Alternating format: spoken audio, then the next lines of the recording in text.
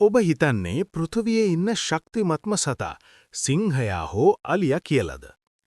පෘථුවියේ ඉන්න සැබෑ සුපිරි වීරයා තමයි ටාර්දිග්‍රේඩ් හෙවත් ජලවලසා. මෙයා කොච්චර පොඩිද කියනවනම් ඇහැට පේන්නේ නැහැ. ඒත් මෙයාට තියෙන හැකියාවන් ඇදහිය නොහැකි. ඔහුව කිසිම ආරක්ෂාවක් නැතුව අව්‍යවකාශයට යැව්වත් ඔහු මැරෙන්නේ නැහැ. සෙල්සියස් 150 රස්නේ ඉඳන් සෙල්සියස් -272ට අධික සීතල වෙනකල් ඕනම තැනක මොවුන්ට ජීවත් වෙන්න පුළුවන්. මිනිසෙකු මිය යන මට්ටමට වඩා 10 ගුණයක් විකිරණවලට මොවුන් ඔරොත්තු දෙනවා.